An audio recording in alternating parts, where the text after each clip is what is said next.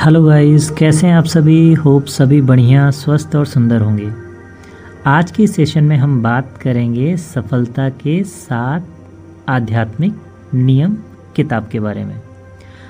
तो इस किताब के राइटर दीपक चोपड़ा कहते हैं कि सफलता केवल धन, पद या प्रसिद्धि से नहीं मापी जाती। सच्ची सफलता है आंतरिक शांति, संतुलन, प्रेम और उद्देश्य के साथ जीवन जीना। जब हम ब्रह्मांड के आध्यात्मिक नियमों के साथ तालमेल बिठाते हैं तो सफलता सहज रूप से हमारी ओर आकर्षित होती है। अब चलिए बात करते हैं उन 7 नियमों के बारे में, जिसमें पहला नियम है शुद्ध संभाव्यता का नियम, जिसको कहते हैं the law of pure potentiality. इसमें कहा गया है कि हर इंसान के भीतर असीम संभावनाएं हैं। जब हम शांत, मौन और ध्यान में जाते हैं तो हम उस चेतना से जुड़ते हैं जो हर सृजन का स्रोत है। अब इसे कैसे अपनाएं? प्रतिदिन कुछ समय मौन और ध्यान में बिताएं। प्रकृति के साथ समय बिताएं। खुद को दूसरों से तुलना न करें, बस अपनी सच्चाई जिएं। जब आप अपने असली स्वरूप को पहचानते हैं तो आपके भीतर अनंत संभावनाएं खुलती हैं। अब इसके दूसरे नियम पे बात करेंगे, जो है देने और पाने का नियम, जिसे कहते हैं the law of giving and receiving. ब्रह्मांड देने और लेने के प्रवाह पर चलता है। अगर आप जीवन में समृद्धि चाहते हैं तो पहले देना सीखिए। प्रेम, कृतज्ञता, मुस्कान, सहायता, शुभकामना। अब इसे कैसे अपनाएं? हर मुलाकात में कुछ न कुछ सकारात्मक दें। एक प्रार्थना ही दें, एक सच्ची प्रशंसा दें या मुस्कान ही दे दें। जो कुछ भी आपके पास है उसके लिए आभार जताएं, खुल कर दें और खुले दिल से प्राप्त करें। देने का अर्थ है अपनी ऊर्जा को प्रवाहित करना। तीसरा नियम है कर्म का नियम, जिसे कहते हैं द लॉ ऑफ कर्मा और कॉज एंड इफेक्ट। आपके हर विचार और कर्म का परिणाम होता है। सही निर्णय वही है जो आपको और दूसरों को सच्चा सुख और संतोष दे। अब इसे कैसे अपनाएं? तो हर निर्णय से पहले अपने हृदय से पूछें, क्या यह मुझे और दूसरों को खुशी देगा?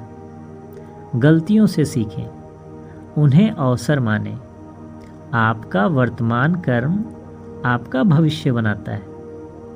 चौथा नियम है न्यूनतम प्रयास का नियम, जिसे कहते हैं the law of least effort.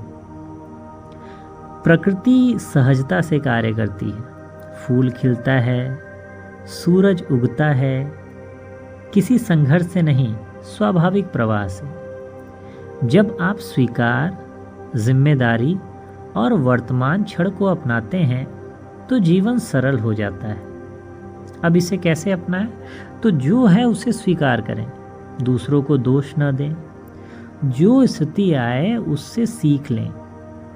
जब आप संघर्ष छोड़ते हैं तो चमत्कार घटित होने लगता है। पांचवा नियम है इच्छा और अभिलाषा का नियम, जिसे कहते हैं the law of intention and desires. इसमें कहा गया इच्छा सृजन की शक्ति है। जब आप अपनी इच्छा को स्पष्ट इरादे और विश्वास के साथ ब्रह्मांड को सौंपते हैं तो वह साकार होने लगती है। अब इसे कैसे अपनाएं? तो अपनी इच्छाएं लिखें और रोज उन्हें देखें। परिणाम से आसक्ति छोड़ें। विश्वास रखें कि ब्रह्मांड आपके पक्ष में काम कर रहा है। जहाँ इरादा शुद्ध है वहाँ सृजन निश्चित है। छठा नियम है अलिप्तता का नियम, जिसे कहते हैं द लॉ ऑफ डिटैचमेंट। सच्ची शक्ति तब आती है जब आप परिणाम से मुक्त होते हैं। आसक्ति भय पैदा करती है, जबकि अलिप्तता स्वतंत्रता लाती है। जब आप कैसे पर अटके नहीं रहते तो क्या अपने आप घटित हो जाता है। अब इसे कैसे अपनाएं? तो परिणाम की चिंता छोड़ें, प्रक्रिया पर भरोसा रखें, अनिश्चितता को गले लगाएं, वही नए अवसर छिपे हैं। अलिप्तता का अर्थ त्याग नहीं बल्कि विश्वास है। और 7वां और आखिरी नियम है धर्म का नियम, द लॉ ऑफ धर्मा, या उसे कह सकते हैं पर्पस इन लाइफ। हर व्यक्ति का एक अनोखा उद्देश्य है। जब आप अपनी प्रतिभा को पहचानते हैं तो दूसरों की सेवा में लगाते हैं तो जीवन सच्ची सफलता से भर जाता है। अब इसे कैसे अपनाएं? तो अपनी विशेषता पहचानें, वह काम जो आप प्रेम से करते हैं, अपनी प्रतिभा से दूसरों को लाभ पहुंचाएं। सच्ची सफलता तब आती है जब आपकी खुशी दूसरों की सेवा से जुड़ी हो। अब इस किताब का जो कंक्लूजन है वो कहता है कि सफलता कोई लक्ष्य नहीं, यह एक यात्रा है, आत्मज्ञान, प्रेम और संतुलन की यात्रा।